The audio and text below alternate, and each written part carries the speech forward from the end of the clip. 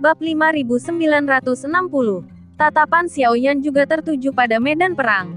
Dengan kekuatan tempur Xiaoyan saat ini dan restu dari banyak avatar yang kuat, dia sudah mampu bergabung dengan medan perang seperti itu. Karena latar belakang ki asal dewa telah menembus hingga 40 miliar. Meskipun alam masih merupakan puncak dewa pertempuran bintang 9. Tetapi sumber ki latar belakang yang cukup besar dapat mendukung teknik pembentuk kehidupan untuk jangka waktu yang lebih lama. Dan itu lebih mampu mengintegrasikan lebih banyak klon ke dalam dewa selama pertempuran selain klon pemakan jiwa dan klon dewa asli.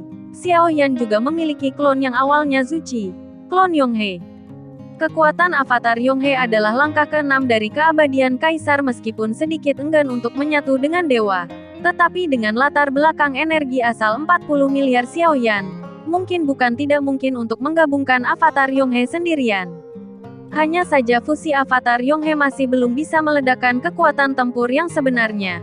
Meski bisa membuat kekuatan Xiaoyan mencapai langkah ke-6 dari keabadian kaisar, Xiaoyan sendiri masih berada di tahap melawan dewa. Dan semua keterampilan bertarungnya dia di tingkat domain, order.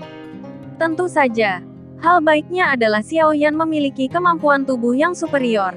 Keterampilan bertarung seperti Booming God Am dan Shocking God kita akan menjadi lebih kuat saat dewa menjadi lebih kuat. Saat ini, Xiaoyan sedang memikirkan kartu hall yang dimilikinya. Karena kartu hall ini masih agak asing bagi Xiaoyan yang belum pernah menggunakannya sebelumnya. Jika mereka ingin menggunakannya dalam pertarungan yang sebenarnya, mereka harus memikirkannya terlebih dahulu, menghindari beberapa kecelakaan fatal dalam pertempuran. Setelah beberapa perhitungan, Xiaoyan mencengkeram Eight Desolation Mysterious Ruler dengan erat. Melihat ke medan perang yang kacau, dia tampak sedikit tidak yakin apa yang harus dilakukan.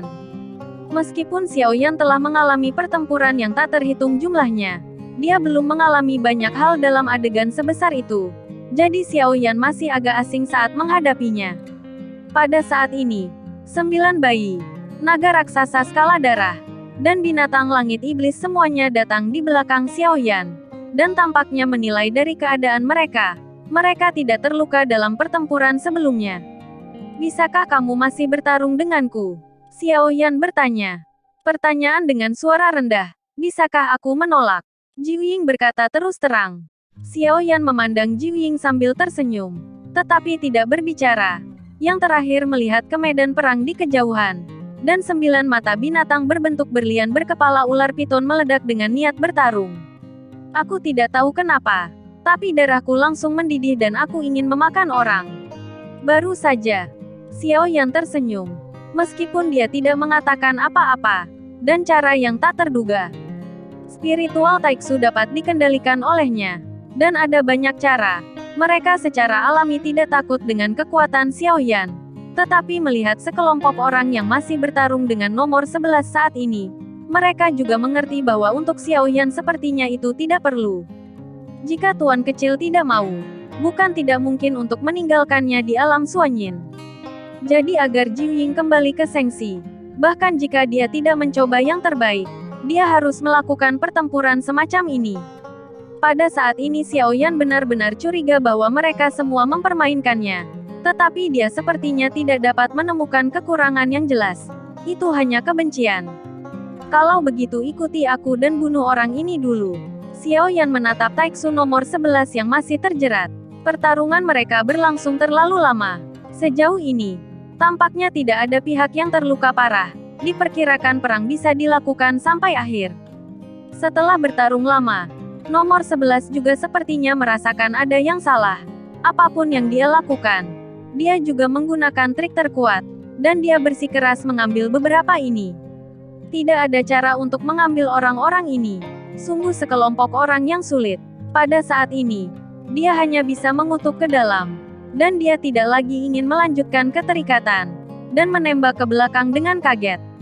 Melihat nomor 11 Taiksu menembak balik dan hendak pergi, senior Bau Hulu sepertinya tidak berniat untuk terus mengejarnya. Pada saat ini, sebuah suara tiba-tiba datang dari belakang mereka. Labu harta karun yang ditinggalkan oleh Patriark Changmang tidak lebih dari itu. Jangan khawatir tentang itu. Xiaoyan memegang labu harta karun di tangannya, seolah dia akan membuangnya. 10.000 pedang keluar dari sarungnya. Pendekar pedang gila itu melambaikan jubah lengannya, dan pedang terbang yang tak terhitung jumlahnya melayang keluar dari kotak pedang di belakangnya. Ingin pergi? Aku tidak setuju. Sue Lingsun juga mengambil langkah maju yang ganas, mengacungkan pedang yang terkunci besi dan meraung ke arah pria Taiksu nomor 11. Adik laki-laki, apakah kamu bersedia meninggalkan adik perempuanmu? Rubah iblis berekor 9 memandang Xiaoyan dengan mata menawan. Kakinya yang panjang seperti ular sanca putih hampir terbuka, dan payudaranya yang renyah sedikit terlalu tinggi, bergerak bersamaan dengan sosok montok, tapi pinggang ramping. Sosok ini mungkin disebut sosok berbentuk buah pir. Lansia, berhentilah bercanda. Orang-orang ini adalah musuhku. Tolong bantu para junior menyingkirkan mereka. Xiaoyan tersenyum kecut. Dia berkata bahwa dia akan membuang labu harta karun. Leluhur tua menjelaskannya. Dan para senior dari bawah hulu memang banyak membantu Xiaoyan. Xiaoyan secara alami mengingat kebaikan ini di dalam hatinya. Alatnya tidak banyak. Bisa dikatakan sangat sederhana. Pada dasarnya dia menggunakan kekuatan keabadian secara sembarangan sebagai metode serangan. Tetapi yang luar biasa adalah dia tampaknya memiliki aliran kekuatan keabadian yang stabil. Rubah iblis berekor datang ke Xiaoyan di sampingnya. Lengan disilangkan. Jurang semakin dalam. Dan tampaknya sulit untuk dilenyapkan saat ini. Tidak sulit untuk menghadapinya. Itu dapat dimusnahkan dengan kekuatan penghancur yang lebih kuat. Namun, mungkin bukan tugas yang mudah untuk menangani puluhan ribu orang-orang di sini. Rubah iblis berekor 9 melanjutkan. Xiaoyan akhirnya mengerti bahwa para senior ini tampaknya sedang bercanda. Tetapi mereka sebenarnya mencoba mencari tahu detail dari kelompok Taisu ini. Kami dapat memberimu bantuan jangka pendek. Tetapi waktu jauh dari labu harta karun tidak boleh terlalu lama. Jadi saya berharap menemukan cara untuk menahan mereka. Jika kami ingin memenangkan perang ini, kami harus memotong pasokan mereka, kekuatan abadi. Mata Xiaoyan juga dia menjadi bermartabat.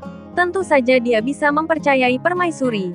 Tetapi jika dia juga bisa berkontribusi, dia mungkin bisa mengurangi korban lebih banyak lagi. Ekor 9 senior. Bisakah ada jalan? Tanya Xiaoyan. Meskipun dia juga bisa menggunakan Lingsu untuk mengendalikan Dewa Taiksu, tetapi itu akan memakan banyak waktu. Dan setelah Xiaoyan mengumpulkan keempat Dewa Taiksu sebelumnya, saat memasuki Lingsu lagi, kecepatannya jelas turun drastis. Jelas, tidak mungkin untuk mengumpulkan sejumlah besar makhluk dari reruntuhan ke Lingsu dalam waktu singkat. Belum lagi ada ratusan Dewa Taiksu. Bahkan Xiaoyan tidak berdaya. Mereka semua adalah reruntuhan. Bahkan jika saya menggunakan jimat, saya hanya bisa mengendalikan beberapa kepala. Jelas, tidak ada cara untuk menyelesaikan masalah secara mendasar. Rubah iblis berekor 9 menggelengkan kepalanya dan berkata, pernahkah senior 9 ekor berpikir bahwa jika Anda tidak dapat menyelesaikan Dewa Taiksu ini, jika Anda dapat mengisolasi orang-orang Taiksu ini dari mereka, mungkin itu juga dapat memiliki efek pemblokiran yang sama. Jawab Xiaoyan. Iblis ekor 9 Fox mendengar matanya dan menatapnya. Dia menggelengkan kepalanya lagi. Tidak mungkin. Ada terlalu banyak orang. Dan medan perang mencakup area yang luas. Tidak mungkin membagi ruang dengan kekuatan kita saat ini.